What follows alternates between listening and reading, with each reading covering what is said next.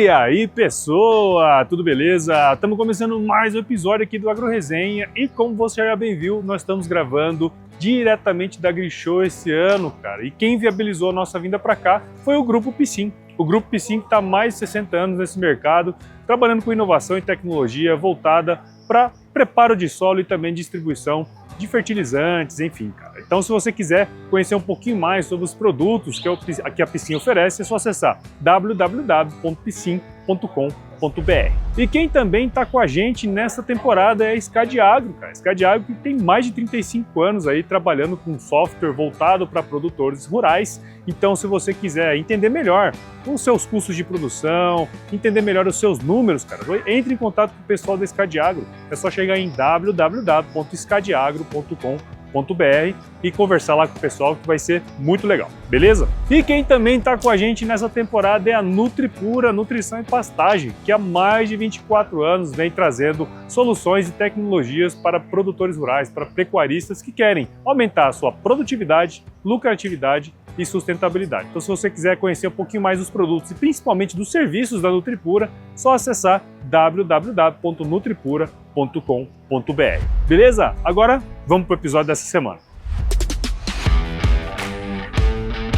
Muito bem, nesta semana estou aqui com Daniel Pagotto, o querido doutor Labamba, não é verdade? Opa, exatamente. CEO na Trato Gestão e Proteção de Patrimônio no Agronegócio. Daniel, muito obrigado por estar aqui com a gente, cara, e seja super bem-vindo ao AgroResenha Podcast. Obrigado, Paulo, o prazer é meu. A gente acompanha você aí. Que bom que você faz esse tipo de conteúdo, que a gente pode sair na estrada aí, ouvindo e aprendendo bastante coisa. É isso aí. E a nossa turma tá na estrada, né, cara? Então nós temos que levar esse tipo de conteúdo também, né? Um conteúdo mais profundo, talvez, né? Então, mas é profundo, mas é leve, né? Isso, que você vai ouvindo a história, vai ouvindo a experiência, vai ouvindo, né, o que aconteceu na vida de muita gente e que muitas vezes tem semelhança com a tua vida, com a tua história. Ainda mais essa turma, né, do agro aí que, né, vem da mesma origem, a mesma cultura, né? Então a gente se conecta bastante. E você que está ouvindo já sabe, aqui no AgroResenha Porteira não tem tramela para quem busca se informar sobre assuntos ligados ao agronegócio. Então não sai daí. Você já viu que esse bate-papo aqui vai ser muito bom. Firma agora porque nós já estamos de volta.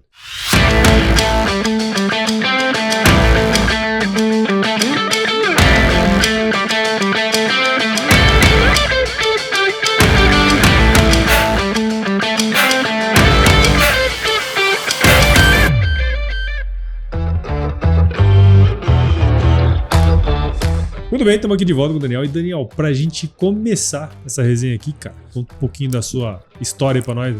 Vamos lá. Eu sou filho de médico e meu pai médico, Sidney. O sonho do meu avô é aquele, sabe, o sitiante que queria ter o pai médico. Uhum. Meu pai foi esse médico, que nunca quis fazer medicina. Chegou aí para Exalc, fazia o cursinho lá, morou em República um tempo lá, mas foi no ano que ele passou na medicina, o vestibular foi primeiro, ele nem prestou Exalc.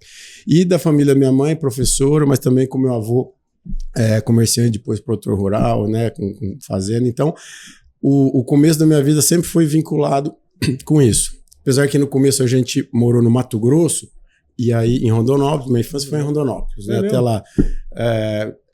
Eu morei lá também, você morou também? Minha infância toda também. Então, tem os amigos nossos lá, o Gilberto Vitor, o Robertinho Aguiar, tá tudo, né, dessa turma das antigas lá, de quando eu era novo lá. E tanto que os melhores amigos dos meus pais acabou sendo lá de Rondonópolis.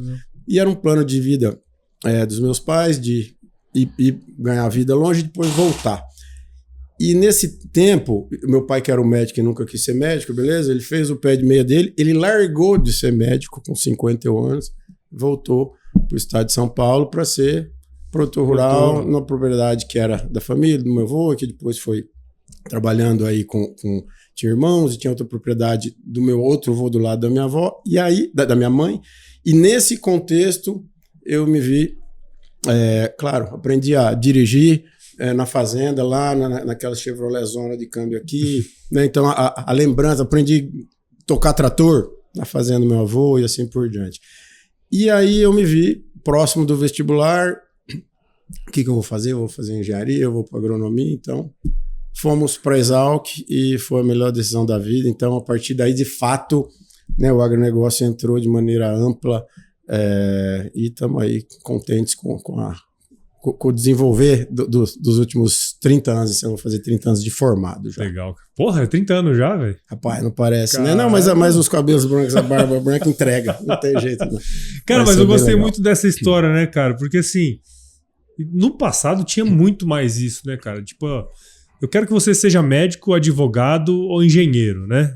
E não era engenharia agronômica, não. Tinha que ser engenheiro ou qualquer tipo de coisa, né? Agronomia não vale. Não estudou, vai pra fazenda, lá, encosta lá. Não quer estudar, vai tomar porrada lá no mato. Mas, pô, que interessante a determinação do seu pai também, porque tinha uma questão, né, que existia muito forte de você não confrontar, né, o pai e tal, né? E ele fez a vida e, não, agora que tá tudo entregue. Fez o que o pai queria fazer, ganhou um dinheirinho dele, e eu não conheço dois médicos que pararam de ser médico com 51 anos para ir pro campo. Eu não conheço nenhum. E ficou desse jeito até 80 anos, falei assim, com 80 anos, lá com o chapelão, né, gasto dele lá e a camisa xadrez. Legal. E como que isso impactou você, né, cara? Porque eu imagino que vivenciar o que o seu pai vivenciou, a decisão que ele tomou para a família, é diferente você que tá vendo de dentro, assim, né? Então você vê que legal isso, né? Porque em alguns momentos eu até me confundia, falava, pô, será que é a minha vontade, é meu sonho ou é o sonho do meu pai, né? Uhum. De estudar em Piracicaba, que a gente já ouvia e tal, de ser agrônomo, tá ali e tal. Então, né, eu fiquei uns 2, 3 anos da minha vida até com essa, será que é isso mesmo, né? Porque no mesmo ano, né, o vestibular era separado, então eu passei em Direito na PUC, no Mackenzie e tal, e passei em agronomia na USP, na Unesp, em Viçosa e tal. Mas aí eu já, enfim, né? Tamo aqui, foi uma boa escolha, mas foi uma ótima escolha, mas de fato, eu acho que eu vivi também o sonho do meu pai. Meu pai, no fim, adorava tudo que eu fazia, que eu acho que é tudo que ele não conseguiu fazer e o filho estava fazendo. Então, me acompanhava muito no que eu estava fazendo em cada momento. Eu gostava muito de compartilhar aí cada degrauzinho que a gente subia com meu pai. Isso aí valia muito a pena. Top. Só que assim, depois que você saiu da escola, você não foi diretamente assim, né, pra fazenda, né? Vamos lá, ainda na escola você vê, né? Meu pai gostava de pecuária, né? Tinha lá fazenda, tinha laranja, sempre plantava alguma coisa, mas gostava de pecuária. Aí uma época ele falou, viu, quando você começar a ir pro 3º, 4º ano aí, você gosta de boi também, não sei o quê, você encosta, tem um cara que é o Moacir Corse aí. Você encosta nesse cara aí que vai dar bom. Falei, beleza, então... Aí segui a instrução do meu pai, né? Fiz a matéria de floricultura, depois me formei e aí fui fazer mestrado com ciência animal e pastagem, no departamento de zootecnia, com o meu orientador, professor Moacir Corse, né? Isso ajudou muito a gente na minha mentalidade, como pensar, como trabalhar, como entender mais ainda o perfil do produtor rural, da consultoria, né? E o que é a entrega que a turma esperava. Então, nessa época, fazia mestrado e, ao mesmo tempo, não podia, mas trabalhava com consultoria técnica na Boviplan, lá dos nossos amigos exalquianos também, né? E tanto que eu fui o penúltimo a acabar meu mestrado, porque a turma ligada, entrega o seu, e a gente já rodando Brasilzão na consultoria, até um dia que o Sila me ligou e falou, você é o penúltimo aqui, só falta você e mais um. Você vai atrapalhar a nota do nosso, né, do nosso, né, a nota da entrega. Porque tem uma estrutura deles lá, né? E o professor Moacir viajava muito também. Então, na correção, e um pouco perfeccionista, né, o professor Moacir aprende assim, você escreva, se for escrever para entregar, saiba muito bem o que está ali. Falar, eventualmente, você fala e a palavra vai embora, né? Mas escrever, não escreve o que você depois não pode defender. Então, eu mandava para lá, ele corrigia. Eu mandava e ele corrigia. Então, cada pernada era um mês. Então, aí fomos deixando. Então, eu já estava nessa vida profissional aí rodando e com consultoria, que a gente sempre gostou, né? De entender projetos e atuar ali, ver que melhoria que a gente colocava na vida dos outros. Sim. E, a partir daí... Embalou, né? Legal. Na consultoria. Sim.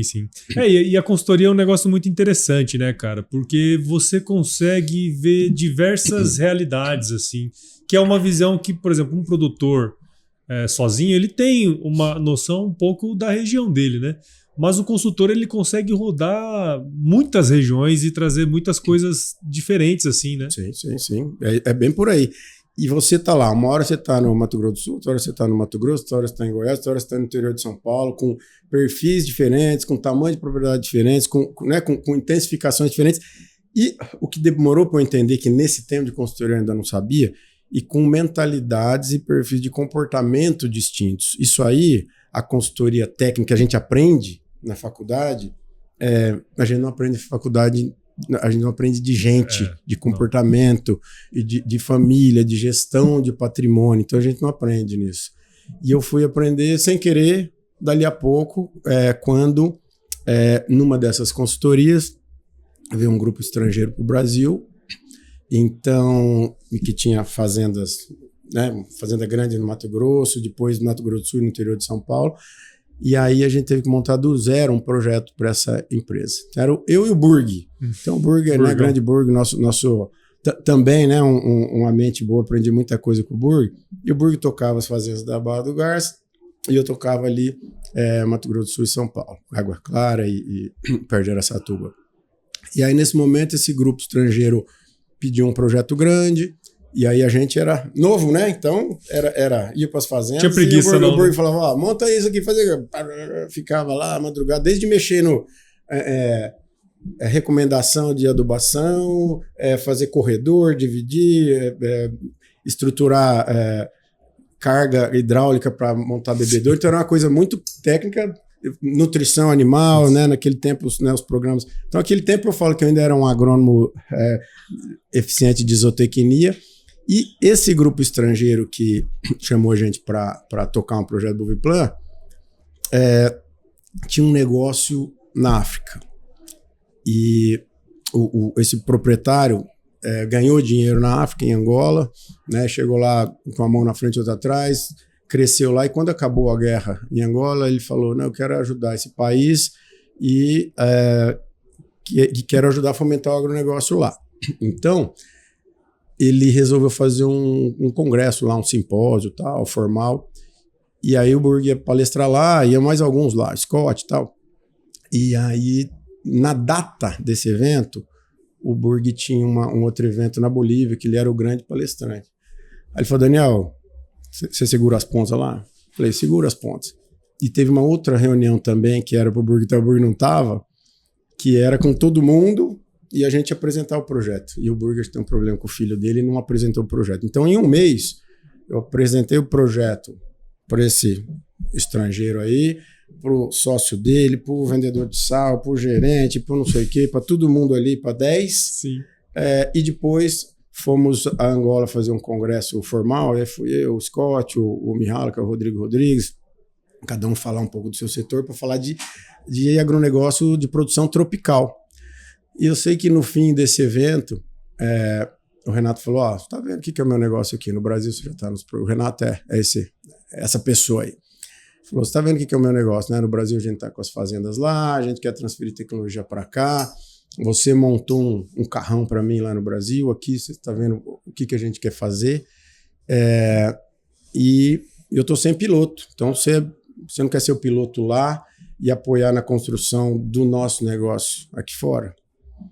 Aí, enfim, foi uma oferta imprudente do Renato, eu vou falar assim, eu tinha 28 para 29 anos, falava, você vai ser o responsável do grupo aí, de todo o agro do grupo, que são 40, na época ainda não era depois virou 40, era 27 mil hectares de terra no Brasil, e ajudar a gente a montar essa transferência de tecnologia para a África tropical e em Angola 1 ano pós-guerra.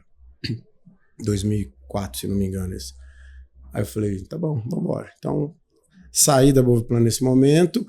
E aí, de um dia para o outro, eu virei executivo de empresa com matriz na Europa, em Portugal, e que sentei na fazenda, um mês de fazenda, já chega um português e fala, viu, como é que você está montando aí seus procedimentos administrativos, seus controles, como é que estamos de orçamento, como é que estamos de projeção de caixa? Você sabia a fórmula de Hazen-Williams, né? Então, eu falei, veja bem, procedimentos administrativos, que isso, né? Então, que louco. Essa visão empresarial, então eu me entendia como um bom técnico, né? Que daria conta de, agricultura, pecuária tropical aqui, a gente toca as fazendas aqui, depois faz a transferência para lá. Isso aqui é o manjo, né? E a hora que começou esse negócio, eu falei, não sei mais nada. Então aí, né, me preparei, aí você faz MBA com o próprio expertise do grupo ali, né, e de modelagem de processos, caminhando nisso e aprendi bastante nisso, até o ponto que eu contratei um exalquiano que fez mestrado comigo, eu falei, Fred, ele é muito melhor que eu tecnicamente, então que comecei só ter que ficar no ambiente administrativo de reporte, um negócio que depois virou 42 mil hectares, e precisava de um fera lá para a parte técnica. Uhum. E eu acabei me dando bem nessa parte de gestão e de reportes para cima, de entendimento de grupo empresarial, né? De transformação de uma fazenda comum ali, de dono, num negócio que era uma empresa. E eu acho que foi um aprendizado bom, um aprendizado único, e me senti bem confortável nesse contexto. Fiquei 6 anos com eles e nesse contexto era isso. 2006, 2007, a gente estava levando um navio inteiro de gado para Angola, contratava o vaqueiro, levava o navio com cavalo, levava arame, levava semente de capim, tudo aqui, semente de milho, tudo aqui. Caralho. E começava a fazer agricultura. Mas, em paralelo, encontrando fazendas do tempo colonial português, olha que legal, nas regiões que o país ia começar a fazer a produção agropecuária de novo. Então, a cada 90 dias, mais ou menos, eu ia para Angola, ficava 15 dias lá, buscando fazenda, foi 1 ano e meio até achar fazenda. Teve viagem que eu bati e voltei, porque não tinha estrada, vai ter uma picada aqui, não, aqui tem mina, ninguém passa aqui faz 30 anos, então nós não podemos ir. Foto com mina aqui do lado, tem uma meia dúzia assim de que não passa porque tem mina, né? Enfim, então foi uma aventura grande, tomar banho de rio, dormir de qualquer jeito, entra numa cidade fantasma cravada de bala, assim, onde ninguém ia desde o tempo colonial, porque o país teve a guerra, né? Primeiro teve a separação de Portugal e depois ficou em torno de 30 anos de guerra civil. Então nós chegamos nesse momento lá. E aí, beleza, a coisa foi andando, eu fiquei 6 anos e nesses 6 anos conseguimos abrir bastante.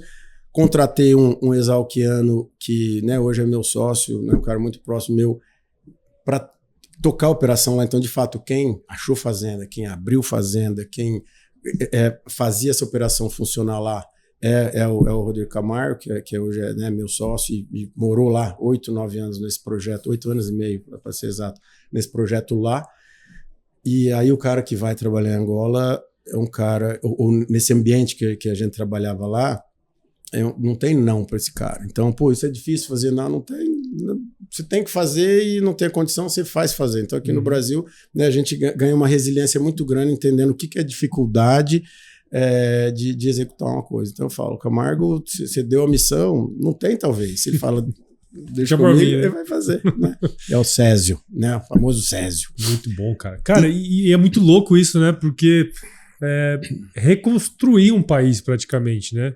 E a gente fala... Isso é um negócio interessante, cara, porque assim, a gente às vezes fica falando, a turma fala mal do agro e tal. Só que na sociedade, ele é meio que uma construção de base, né, cara? É isso aí. Você total. Ter, assim, no básico, o alimento pra turma comer, mas tem todo um aspecto social ligado a ele, que é a base para qualquer tipo de crescimento posterior. Olha que isso, né? Um exemplo, uma história que eu costumo contar, né? Das primeiras vezes que a gente estava lá, começando a fazenda lá, abrindo a fazenda. Então tinha um povoado, ainda tem lá, vizinho da fazenda lá, que a gente começou a contratar a mão de obra deles lá para carregar pau, para né, puxar fio e tudo mais. Então, primeira vez que eu tive nessa aldeia lá, todo mundo dormia no chão, numa palhinha ali, tudo de noite é tudo escuridão. Beleza. Depois a gente começou eu me lembro que, incrível que pareça, hoje o salário mínimo lá é muito menos do que a gente pagava lá, que era ao redor de $100 para cada um desses meninos aí. Aí você começava a voltar lá, dali, né? Eu ia mais ou menos a cada 90 dias, então passava lá de novo, e aí como é que tá? Aí depois já demos lá um painel solar, então já tinha uma luzinha no povoado. A turma começava a ter colchão, começava a ter bicicleta, entendeu? E hoje você vai lá, então a turma, todo mundo se veste bonitinho, tem motinha, tem não sei o quê. Só que a cultura de morar naquele vilarejo, onde não tem banheiro dentro de casa ainda, eles continuam igual, né? Só que, enfim, eu acho que é a cultura mesmo, né? Porque eu não sei até te explicar como é que é esse perfil, que é uma turma que não é muito longe de índio, de ficar, né, no mato, mas também algumas coisas que com 30 anos aí já podia tá diferente. Mas aí entra muito fator social, cultural, que não é o foco aqui hoje, mas é interessante. Então, e até hoje, a fazenda em Angola que a gente atua, que aí eu tive um gap lá e depois te conto o de volta, tem lá mais de 120 colaboradores e tudo alguns brasileiros liderando e a grande maioria da operação com funcionários ali todos que moram em volta. Não, é brasileiro, mas operador de máquina tem bom lá, assim, mas a hora que você vai, vaqueiro vai daqui até hoje para lá e a turma ensina a turma a montar cavalo, laçar, pegar bezerro, por exemplo, lá, né? Então, regular máquina, regular plantadeira. Então, os líderes normalmente vão daqui e a turma é de lá. Legal. Mas, enfim, aí trabalhei nesse grupo 6 anos, até então como gestor lá. E aí, casa, né? Falo, pra África já é legal, mas não é tão legal mais, não é tão aventura. Todo mundo pegando malária, não sei o quê. E aí, enfim... Nesse momento, eu fui para São Paulo para uma empresa de navegação que fazia os navios que a gente fazia. E aí entrei, mas já vi que não era aquilo. Aí morei em São Paulo, estava com 3 meses.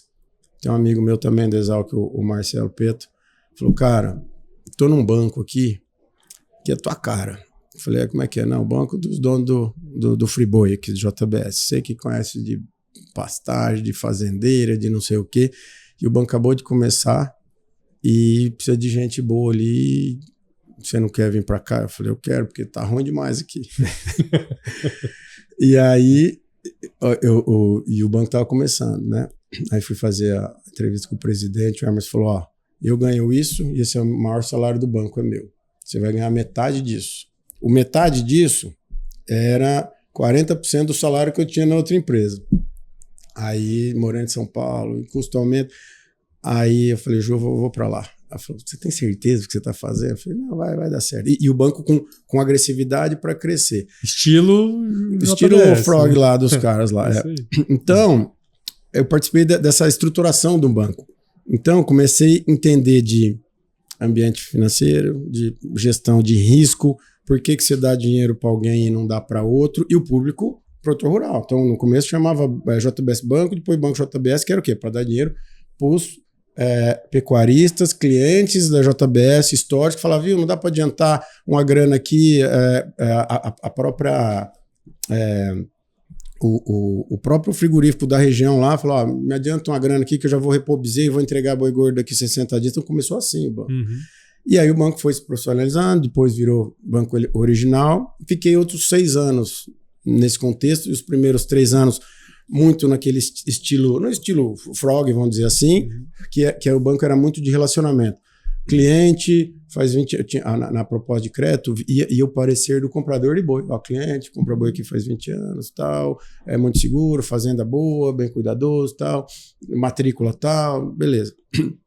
E a gente aprovava crédito muito mais na confiança do que entendendo... Análise mesmo. Análise. Aí, certo dia, entrou lá para ser presidente do conselho da holding o Henrique Meirelles.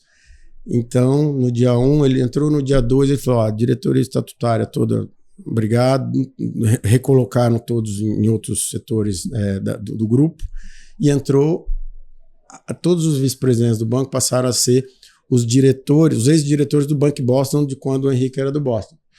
Então, e aí o meu nível de superintendência era o primeiro abaixo dessa turma aí. E aí começamos a aprender de banking mesmo, que era assim, também é outra história que eu conto de vez em quando. Primeiro crédito que fomos dar com essa turma nova.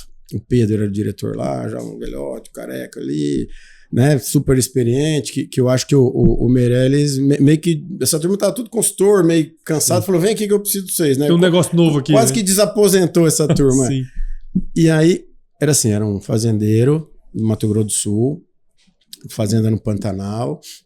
Vou falar números genéricos aqui, mas era mais ou menos isso aqui. Tinha na época um ativo de 50 milhões de reais, fazendo no Pantanal, umas 5 mil vacas e tal. Devia quase nada, uma linha do Banco do Brasil. E aí era a primeira operação desse cliente no banco. Aí organizamos lá a proposta, beleza. Aí o Pedro falou, viu, quantos animais esse cara mata por ano? Ah, mata aqui mais vaca e tal, mais vende bezerro. Tá, como é que vocês fizeram essa conta do faturamento dele? O que ele mandou para vocês? Não, nós que fizemos mesmo, né? Nós que fizemos, pegamos até o histórico do abate dele, quando vende bezerro, tá. E os custos dele? Não, o custo tivemos que estimar também, porque ele não tem nada. Beleza.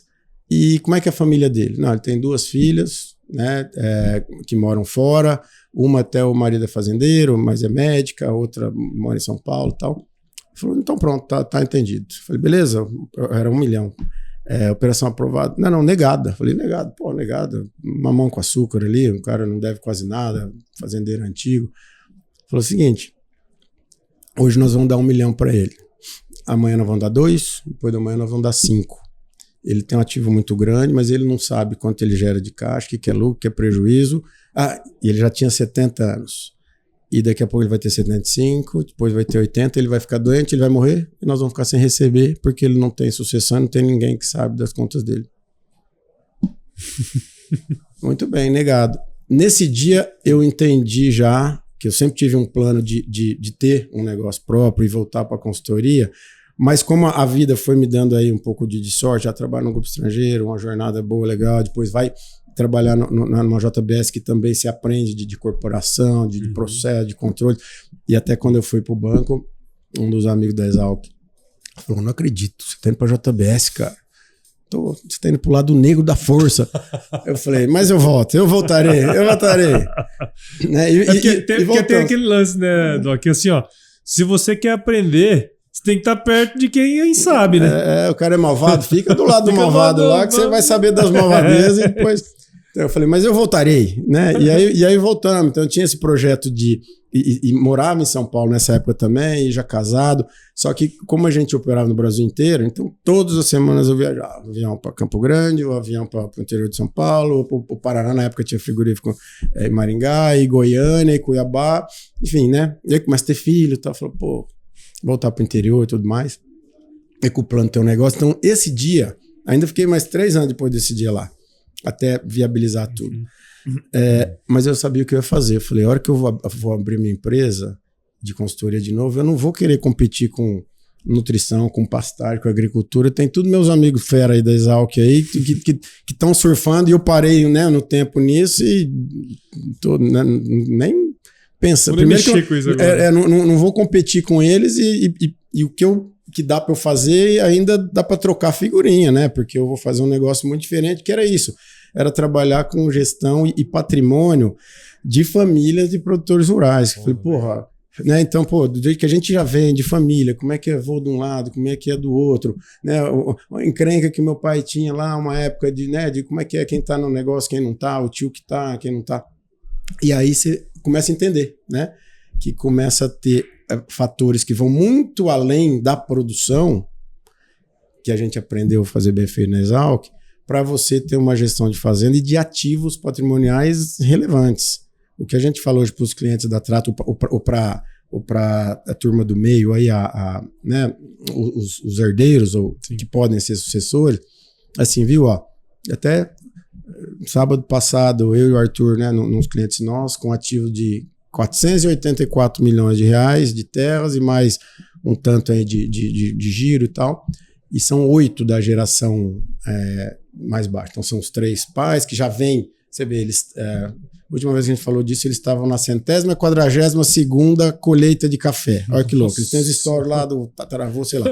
Né? E aí a gente está nessa transição. Dos 3 com 8 agora, que 3, na verdade, já entraram. Né? 2 diretamente, e uma outra menina que ainda trabalha fora, mas participa. Falou, moçada, vocês 8 aqui, ó. O porto seguro de vocês aqui não é você que é médico, arquiteto, né, ou que trabalha em banco e tal, que é engenheiro, você vai trabalhar a sua vida inteira e provavelmente você não vai gerar caixa para botar um ativo, um patrimônio de 40 milhões, 50 milhões de patrimônio. E o que vem da sua família, olha que legal. Você tem esse porto seguro para o seu futuro aí, né? Então, o que a gente pede é que você entre nessa discussão com a sua família, porque você escolheu ou não escolheu, né? Porque tem gente que fala, não, mas eu não mereço, não fiz nada. Alguém lá em cima gosta de você, que alguém antes de você fez um negócio que vai sobrar um ativo muito relevante para você, e uma coisa que você não escolheu, você vai ter sócio, irmão, primo, né? E aí como é que você faz a gestão disso? O que a gente mais vê é você tomar a decisão ou ter que enfrentar esses assuntos difíceis no momento errado, no momento da falta de alguém, no momento que apertou e que endividou, ou de uma ação errada do irmão, ou de alguém que está no negócio e o outro não está e questiona. Então, o negócio que às vezes está lá com 5 gerações para cima, ele acaba na sua vez, Paulo. Acaba na sua vez, porque quando a turma briga, encrenca, se dá tudo certo, você para, mas depende do seu tamanho. Você parou 2 vezes, você tinha um negócio com uma escala e você já virou sítio, perde totalmente a escala e geração de caixa, né?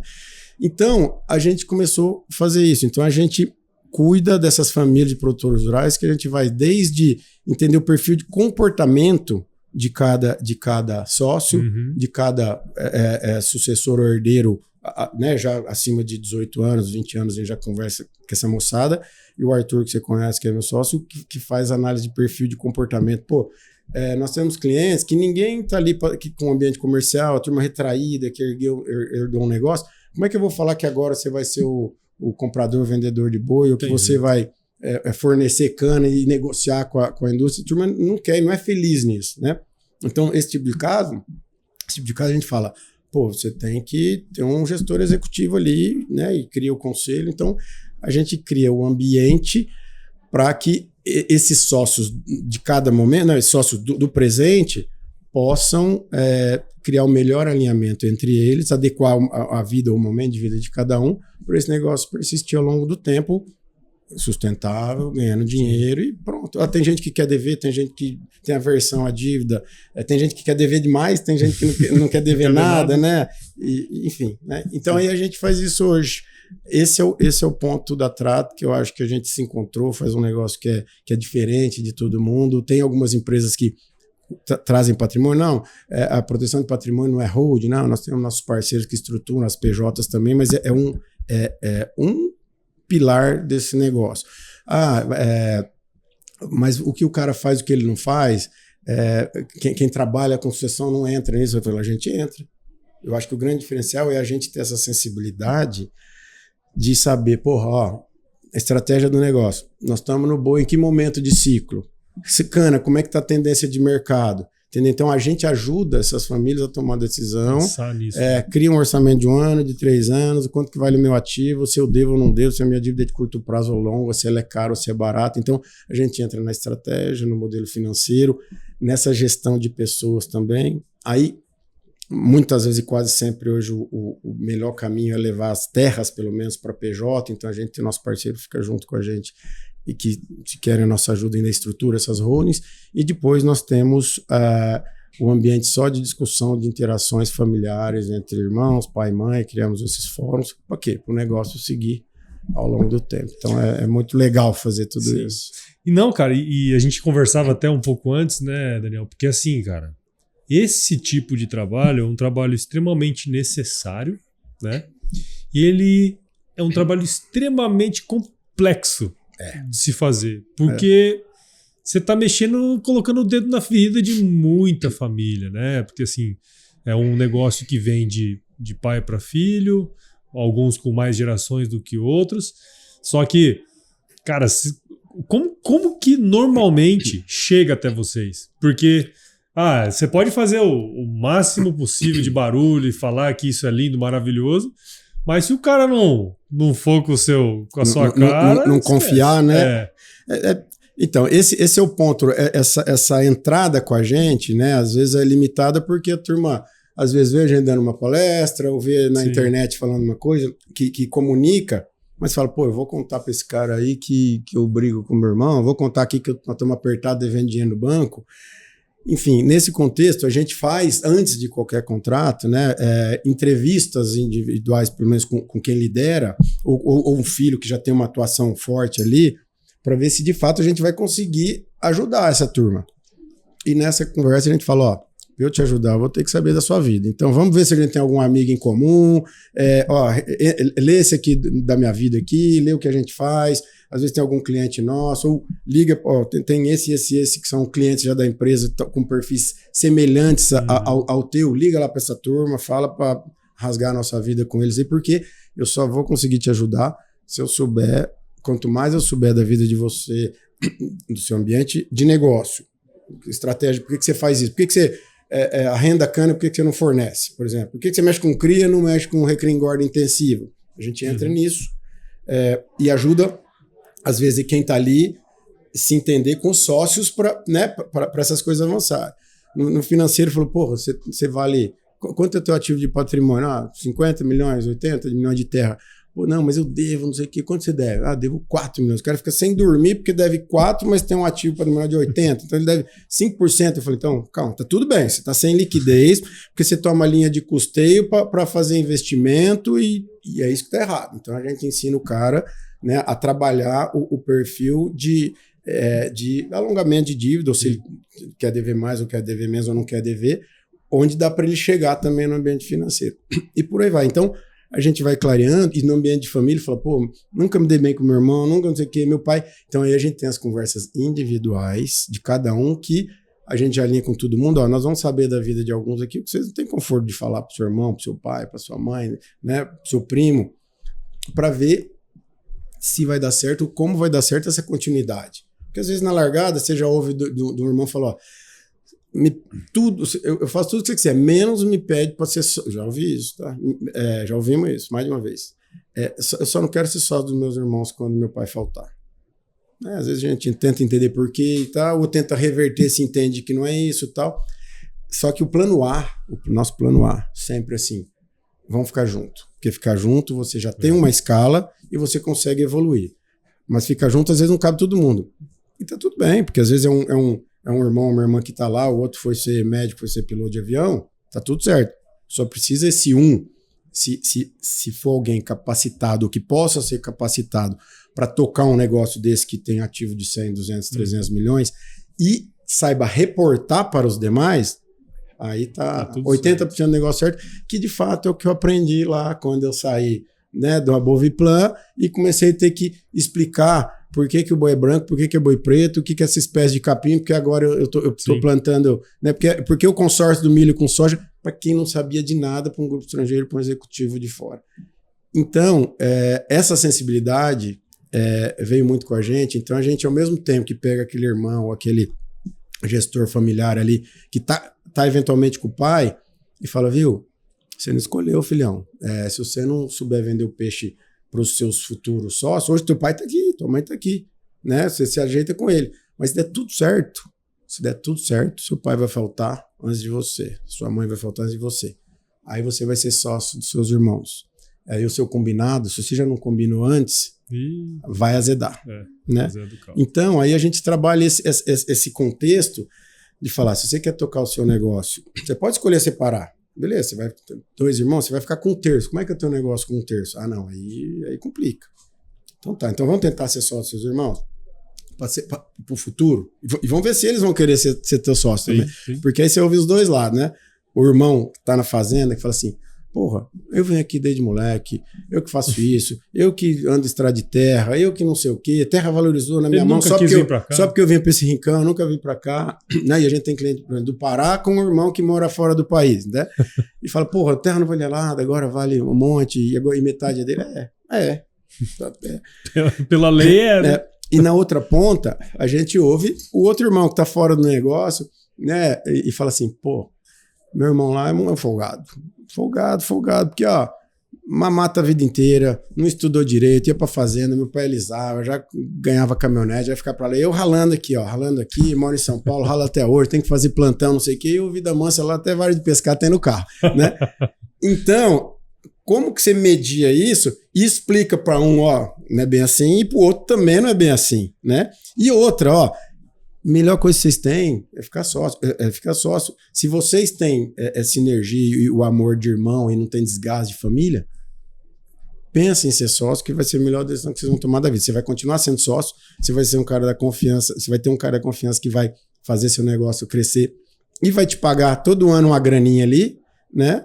E outra ponta aqui, fala, para você manter a escala, para você continuar fazendo o que você quer, com autonomia, com alguém que, a hora que precisar, vai te ouvir, você só tem que entender se seu irmão quer um relatório por semana, um por mês, um por ano, e aí você cria os processos, né, os procedimentos administrativos, que muitas vezes é isso. Ó, é um fechamento trimestral que vai por mão, serve. O outro não, às vezes a turma é mais analítica, quero saber o fechamento mensal aqui, de caixa, o que está acontecendo, por que estamos aumentando boi, por que estamos diminuindo. Então, varia, e aí a gente entendendo cada um dos sócios que não participam no dia a dia também, dos sócios ou dos futuros sócios, a gente ajuda a modelar esse gestor para falar, ó, cara, tem que entregar um relatório de 30 páginas aqui, porque seu irmão, seu sócio quer assim. O outro só quer o balanço patrimonial do fim do ano, se vocês ficaram 1 milhão mais rico ou 1 milhão mais pobre. Uhum. E para ele tá tudo bem, mas esse outro que precisa de tudo, tem que, se você quer ser um executivo, né? E aqui ser executivo, que você entrega questões para sócios, você tem que propor os processos, ouvir o que a sociedade fala e entregar. Senão, você não vai ter vida longa aqui também, né? Então aí a turma confunde eu sou dono com eu sou gestor. Então a gente ajuda bastante a clarear isso dos dois lados e tentar fazer que com isso essas fazendas sigam, né, dando dinheiro e competitivas ao longo do tempo, e tá cada dia mais difícil você ser competitivo se não tiver escala, né, Paulo? É verdade. E, cara, esse ponto é muito interessante, né, porque aí entra um outro negócio, né, sabe? Eu trabalhei muito tempo no CPE, levantando custo de produção e papapá. O mais comum é não ter porra nenhuma, né? Mais comum é você chegar num lugar e o cara não saber quanto que custa o básico ali, né? E quando você pensa em fazer uma estrutura como essa que você está falando, que aí independe se o cara é gigantesco, se o cara é grande, se o cara é médio, o cara uma hora vai ter que parar para pensar nisso aí, né? Uhum.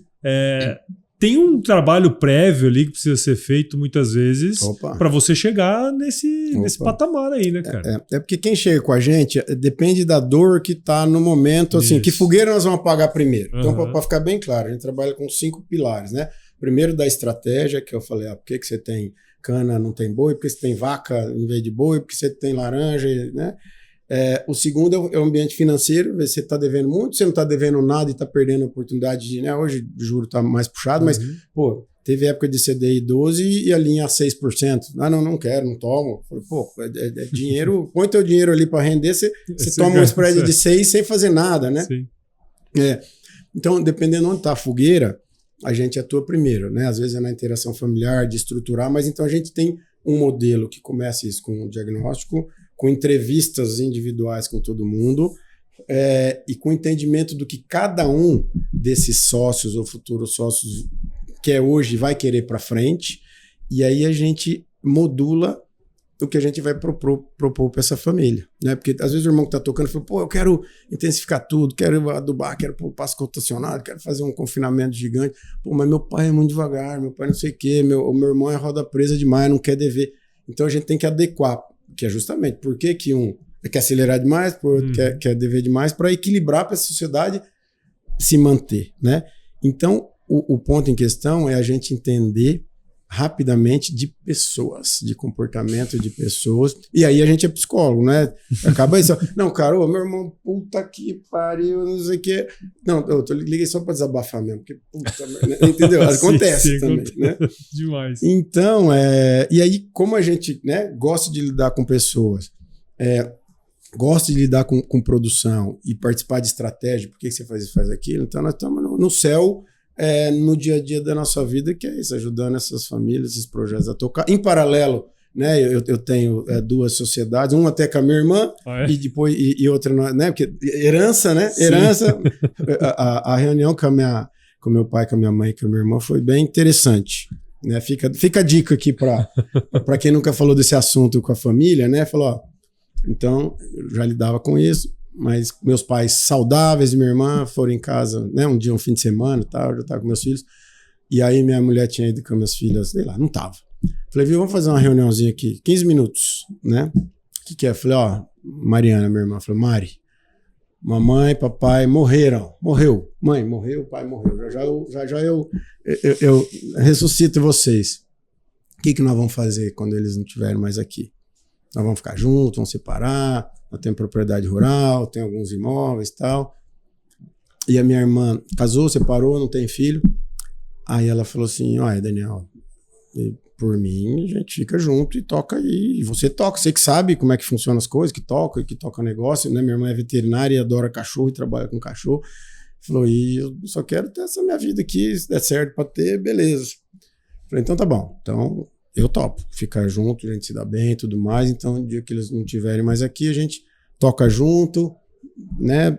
Combina o jogo e vai tocando junto, beleza. Então com a minha irmã eu não precisei escrever nada e meus pais se foram e é assim que funciona hoje. Então a gente tem, né, na operação que é conjunta, uma renda que vai para ela, eu que faço os negócios, né, outra renda que fica para a gente, eu que vai fazer. Agora mesmo estou no momento até de querer trocar a nossa propriedade mais para perto de onde eu moro, onde eu estou, para poder estar mais ativo ali, porque, né, com consultoria, com uma outra operação que a gente tem também, que envolve essas coisas de produção e África, então não tem muito tempo, mas a gente se dá bem. E com a minha irmã não tem um conselho consultivo que eu sento e formalizo, né? Eu vou jogando jogo, né? Mostro os controles para ela, que não é muita coisa assim. Então, nós criamos um jeito prático de conviver sendo sócios. E a minha esposa sabe muito bem disso.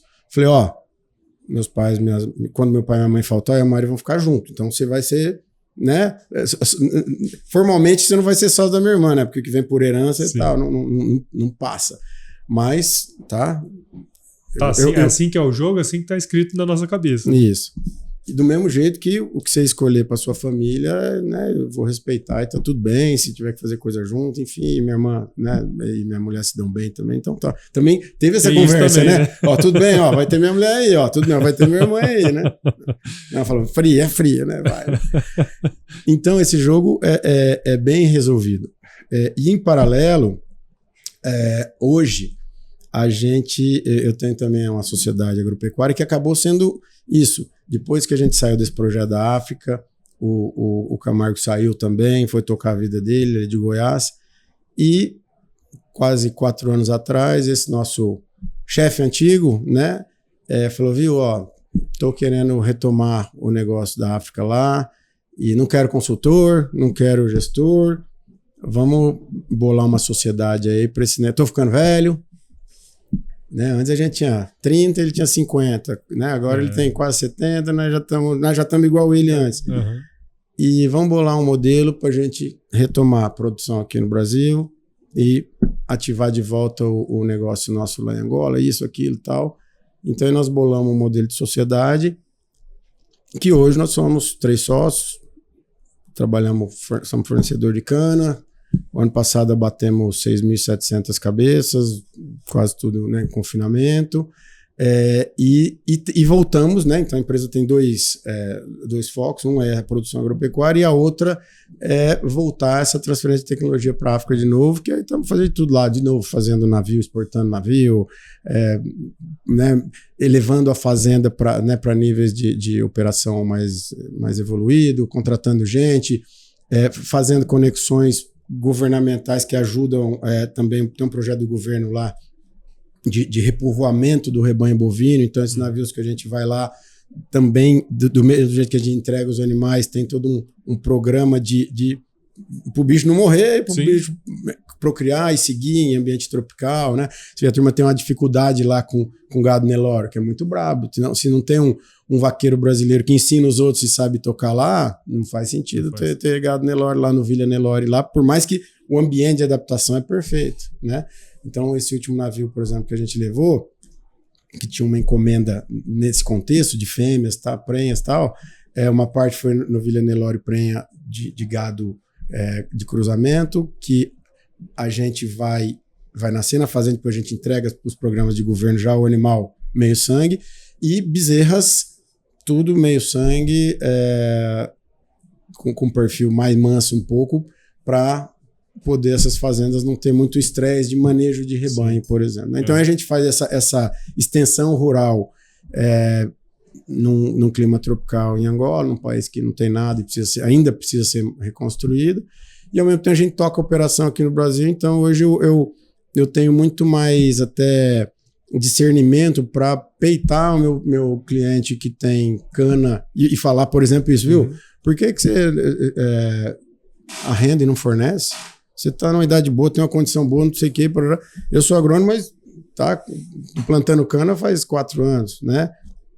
Então aí a gente ajuda a entender o perfil da pessoa para tomar decisão com o meu skin in the game, né? Sim. Com o meu na reta, falando, não, né? Claro que a gente ouve de vez em quando na internet, fala, não, esse cara tá falando uma besteira aí, nunca sujou uma botina, né? E já cansamos de ouvir os haters de internet aí. Né? Mas isso aí faz parte do jogo, né, cara? A gente fica quieto e deixa, bota um joinha lá e vamos pra próxima. É muito bom. Porra, cara, que história da hora, hein? Essa sua, história cara. Diferente pra contar, a gente tem o pai que largou medicina com 50 anos. Exatamente. E pra África, um ano pós-guerra, ouvindo, né? Com a bala ali, vendo um monte de cidade fantasma cravada de bala. E o resto é vida normal, igual todo mundo, cara, né? Muito bom. Cara, muito obrigado, viu, por você ter trocado essa ideia aqui com a gente. Daria pra gente conversar muita coisa ainda, cara, mas legal. Sim, tenho certeza que quem tá ouvindo a gente aqui aprendeu bastante com a sua história também, né? E vários pontos de virada aí. Você vê, né, a vida vai levando a gente em caminhos que a gente nunca imaginava que a gente ia, né, cara? É nesse contexto, né? A gente vai ficando mais velho, né? E cada dia mais a gente tem certeza que você fazer o que você gosta, porque encrenca vai dar, problema vai dar, BO vai dar. Mas quando você enfrenta o problema com coisa que você gosta, você faz sem pensar, né? E difícil até às vezes, tenho que ir pra fazenda da minha... Você não tem nada, para com isso, você não tem nada, né? E não se vitimize também, né? Porque isso dá pra ficar mais 2 horas falando só disso. Sim. Mas aí, o que a gente fala? Faz o que você gosta, faz o que você gosta muito, porque a hora que der o pau, a hora que der a encrenca, você vai estar focado em algo que você gosta, que depois você vai lembrar dando risada. Até hoje em dia que a gente vai pra África lá, de vez em quando tem uns beosaços, né? Eu olho lá pro Camargo, a gente dá risada e fala, não é possível, não é possível que aconteceu isso, puta merda, né? Então, isso acontece com todo mundo. Em vez de você ficar choramingando, se chateando, com raiva de coisas que são problemas que vão acontecer com todo mundo, você leva isso numa coisa que você gosta, você sabe que tem que enfrentar e resolver, e é isso que vai movendo você, Sim. né?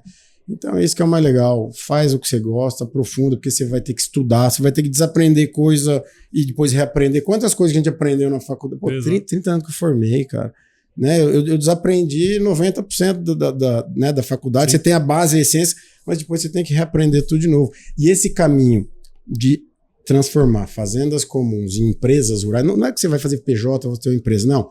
Modelo de empresa com processo, com controles, com processos, procedimentos, isso muda o jogo e leva o seu negócio ao longo do tempo. Então a gente fala, não é sobre a próxima safra, não é sobre o clima, não é sobre o preço da arroba, é sobre a continuidade, sobre como é que eu vou entregar isso melhor para os meus filhos. Não gosto de fazenda, meu irmão que toca, beleza, você não sabe como é que vai ser seu filho, se ele vai gostar, e nós temos o caso que não tem no meio, não tem os filhos, mas tem um neto louco que já, 14 anos, que já falou, fica de olho, que é ali que vai, né?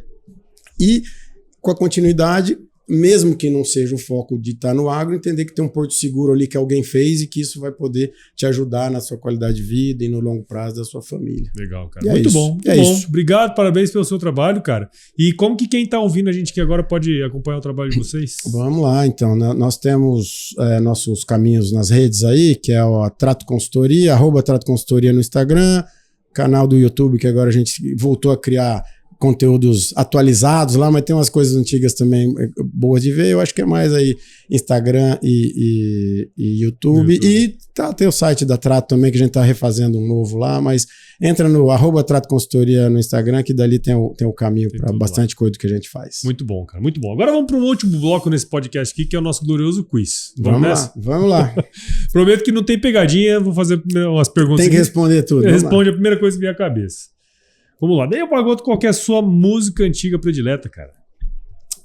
Rapaz, eu sou muito fã de Christian Ralph. E das músicas de Christian Ralph, tem uma música antiga que chama-se Piscina. Então, minha música preferida das antigas é uma que chama-se Piscina. E nunca esqueço um show do Christian Ralph lá em Piracicaba, que a gente pediu essa música e eles falaram assim, nem 30 anos atrás, eles falaram, rapaz, será que eu lembro dessa? Então, a música Piscina, e que uma turma nova gravou agora, eu acho que é o Fred Fabrício gravaram. Muito bom. Essa aí. E qual foi o lugar mais legal que você já visitou, cara? Vamos lá. O lugar mais legal que eu mais gostei de passear, né? De passear.